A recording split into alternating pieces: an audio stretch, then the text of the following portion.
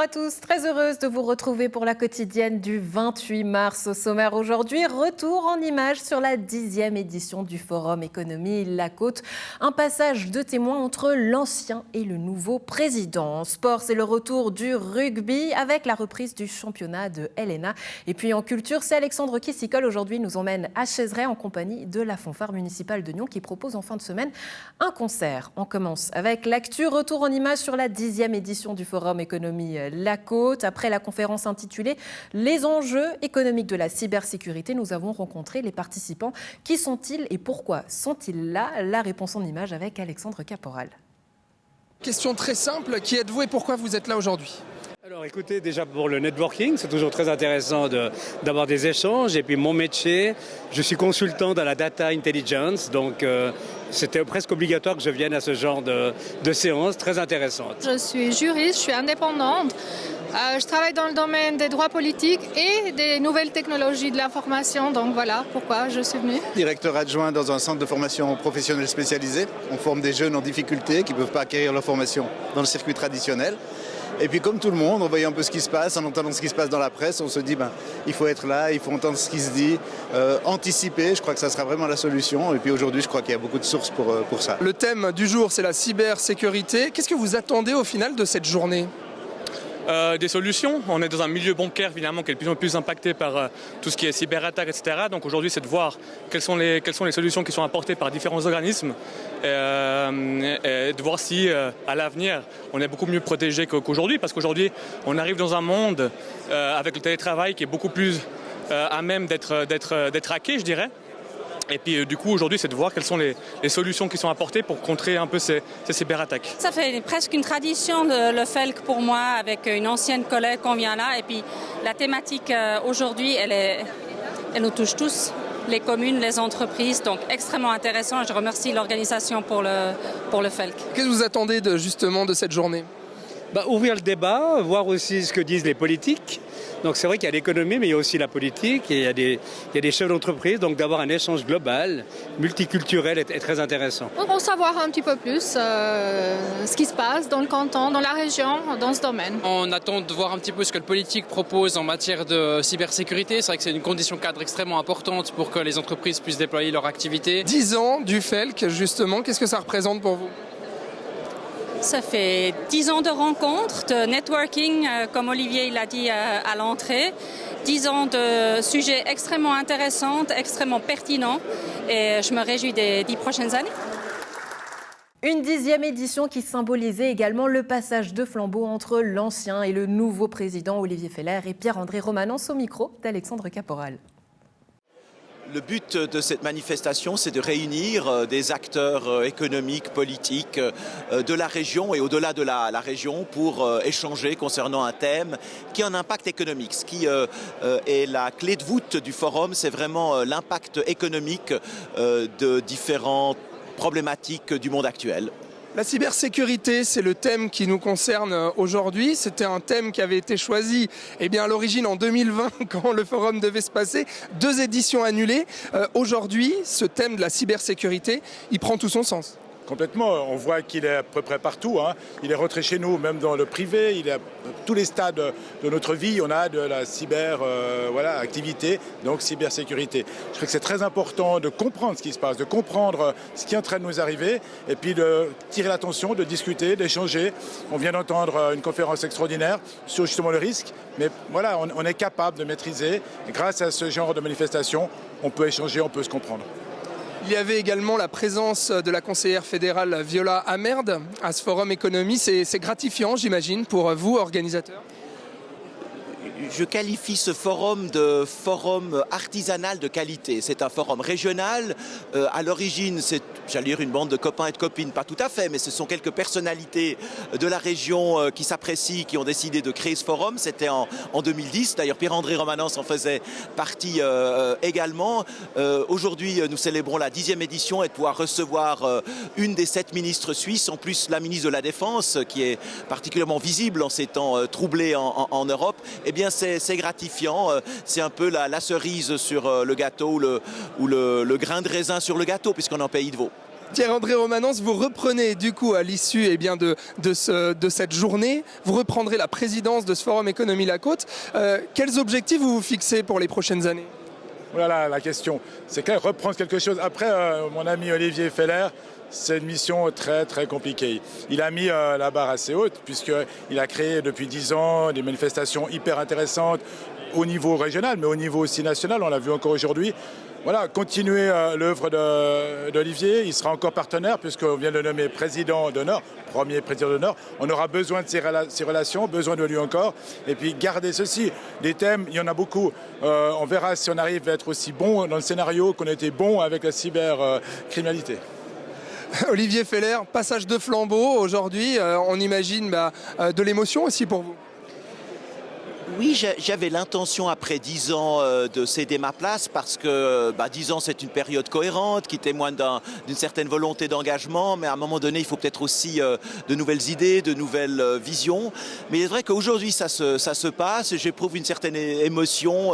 J'ai créé avec d'autres ce forum en 2010, j'étais député au Grand Conseil et voilà, aujourd'hui les choses ont changé, on a vécu le Covid, on vit une guerre en Europe. Et voilà, enfin, beaucoup de choses ont changé, je me rends compte du temps qui passe. Je vous dis quelques banalités là, mais parfois les banalités, c'est ce qui nous touche au fond de nous-mêmes.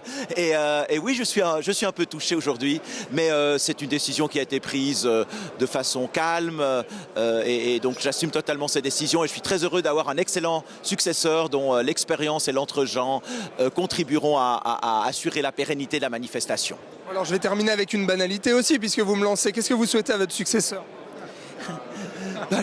Je lui souhaite beaucoup de succès. Je pense qu'il a le réseau et aussi le sens politique, mais aussi la vision d'économie, puisqu'il est lui-même entrepreneur, un vrai entrepreneur. Il est un chef d'entreprise. Il a aussi une vision économique et je pense qu'il saura, tout en maintenant l'acquis et en valorisant l'acquis, il saura aussi donner de nouvelles impulsions pour maintenir un forum qui rassemble les acteurs politiques, économiques de notre région et au-delà de notre région. Alors bonne chance à lui, mais je suis sûr qu'il aura cette chance parce que je sais qu'il est très bon. Olivier Feller, Pierre-André Romanens, merci beaucoup et longue vie au Forum Économie La Côte. Merci à toi Pierre-André, merci. Petite interlude musicale avec la fanfare municipale de Nyon qui vous invite pour un concert ce dimanche 3 avril à la salle communale de Chaizeray. Une semaine qui a commencé avec des workshops entre l'armée suisse de recrues mais aussi les élèves de Chaizeray. Alexandre, tu es sur place. Salut Andrea, je suis en compagnie de Roberto Iariccio qui est président de la fanfare municipale de Nyon. Salut Roberto. Salut.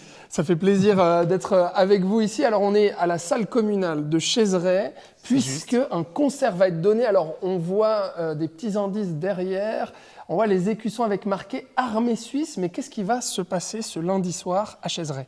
Alors il y a un concert de l'école de recrues RS 16-1 qui va donner un concert, en fait c'est un brass band de l'armée suisse et qui va donner un concert ce soir à Chaizeray dans la salle communale. Ok, comment c'est possible que ce soit la fanfare de Nyon qui organise ce concert ? Comment vous avez pu faire ça ? Alors on a voulu surtout présenter les instruments avant, surtout les gros cuivres, ouais. aux élèves en fait et aux enfants des différentes communes, Chaizeray et dans les alentours.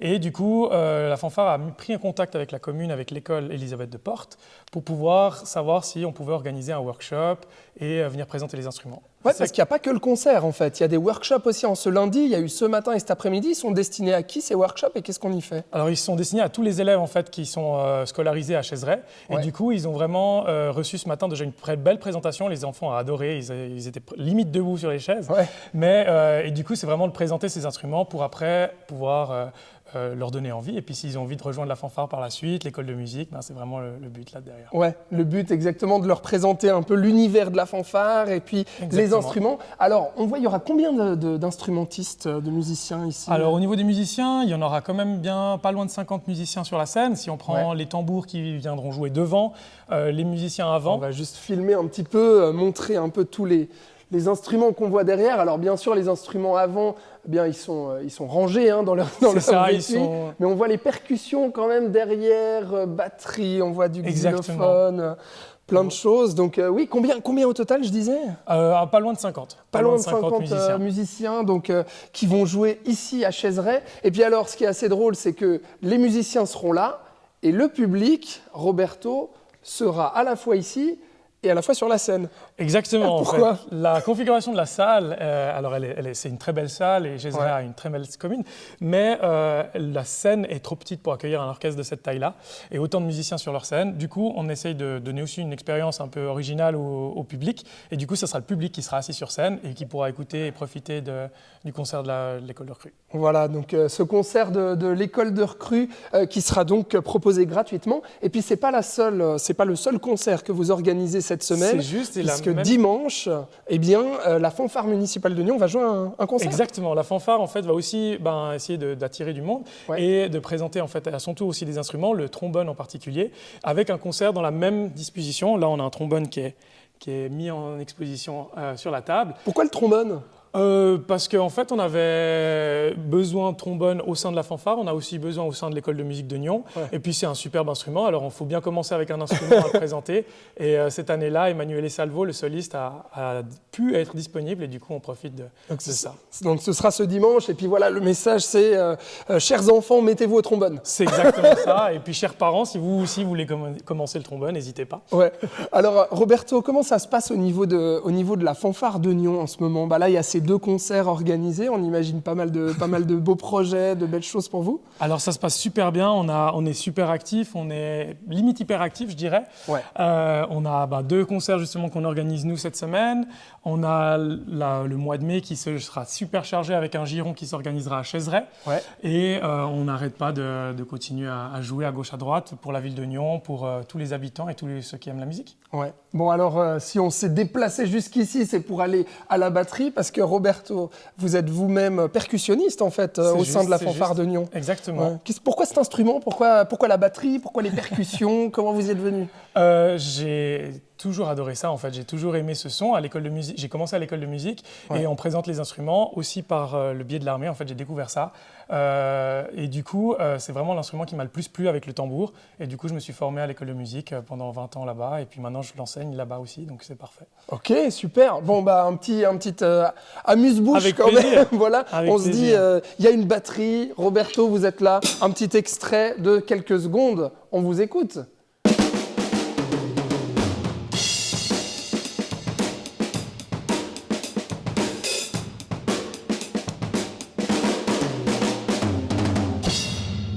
Bravo, merci beaucoup, c'est super cool. Bon alors du coup on donne rendez-vous aux gens à Gézray ce lundi, c'est à quelle heure ? Ce lundi à 19h30, l'armée commence à jouer. Les portes s'ouvrent à partir de 18h45. Et puis pour dimanche, on vous donne rendez-vous à 16h15, l'ouverture des portes, et 17h, la fanfare vous accueille en musique. Voilà, pour découvrir l'univers de la fanfare et tous ses instruments, et puis mettre le trombone en avant, on aura compris. C'est ça, exactement. Roberto, merci beaucoup, longue vie à la fanfare de Nyon, et puis à très bientôt. À très bientôt, merci. Le Nyon Rugby Club a repris les championnats de LNA avec un goût amer ce dimanche. Face à Yverdon, ils ont perdu 3-35, retour en images. Reprise aujourd'hui du championnat de LNA pour la première équipe du Nyon Rugby Club à domicile à Colovray. Alors sur l'affiche, le scénario s'annonçait compliqué puisque Nyon affrontait Yverdon qui est toujours premier du classement. Et finalement, la défaite a été cuisante, 35-3. Qu'est-ce qui s'est passé ? Qu'est-ce qui s'est passé ? On s'est fait prendre quoi. Je veux dire on n'a pas respecté le plan de jeu qu'on a mis en place. Et ils viennent 4 fois chez nous, ils mettent 4 points au pied. Une première mi-temps, il n'y a pas de rythme. On s'endort, on s'ennuie complètement sur le terrain. C'est toujours dur de se remettre dans le bain. Et puis on sait qu'Yverdon, c'est le Cador, c'est les costauds. Ils sont premiers de poule invaincus, c'est pas pour rien non plus. C'est match reprise. Donc la saison, elle est encore longue, il faut qu'on s'y remette. On n'a pas spécialement joué le jeu non plus pendant la prépa hivernale. Voilà, des petits plus qui font au final que c'est un moins aujourd'hui, quoi. Un jour sans, donc... on n'a pas été bon du tout dans le jeu, on est passé complètement à travers même de notre match. Premièrement parce que déjà on n'a pas respecté le plan de jeu qui était mis en place face à Yverdon. Donc une fois qu'on ne respecte pas le plan de jeu, on joue un petit peu à l'inverse. Automatiquement derrière, ça a créé des problèmes au sein de l'équipe parce qu'on n'a plus retrouvé les repères qu'on avait. Puis le deuxième problème, on était très déficient dans notre engagement, dans notre esprit d'équipe. On s'est un petit peu effrité lors du match. Eux-mêmes, ils en sont sortis. Ils l'ont dit à la fin du match, aussi nous, on s'est trompé, on est sortis. Voilà, donc aujourd'hui, ça peut être que constructif. Donc c'est négatif par rapport au résultat. Après, moi, je le vois très positif par rapport au travail qu'il nous reste à faire. On a commencé le début de saison avec 3 défaites, on fait 4 victoires, on est quand même second, donc on est loin de rien. Donc voilà, c'est continuer à travailler, c'est se remettre à l'entraînement, c'est apprendre à se taire, apprendre à encaisser et à grandir gentiment. Donc voilà, pas le feu au lac, comme on dit. On va quand même parler d'une note positive, c'est que Nyons est sélectionné pour la finale de la Coupe Suisse, ce sera face à Stade Lausanne au mois de juin. Qu'est-ce que ça représente pour vous ? C'est déjà une très bonne nouvelle. Il y a 2 finales dans l'année, il y en a une qui est cochée pour nous, donc c'est laquelle on va participer, donc c'est une très bonne chose. On se met comme objectif, bien sûr, quand je parle de qualification d'aller plus loin, d'essayer d'accéder aussi à l'autre finale du championnat. Et c'est une bonne chose aussi parce que c'est le cinquantenaire du club cette année, donc si on pouvait arriver à mener un titre à Nyon, ça serait une très bonne chose. On espère avoir cette coupe. Ouais, et puis nous, comme tout, l'objectif c'est de finir dans les 4 pour jouer le championnat et d'essayer d'aller au bout. Et puis si on peut finir sur un doublé, les 2 finales, on le fera quoi. On lève la tête, on voit les canons ensemble et on sourit. On va les 1, 2, 3, non! Et c'est tout pour la quotidienne du 28 mars. Un plaisir d'avoir été en votre compagnie. On se retrouve demain. Bonne suite de programmes sur Nyon Région Télévision.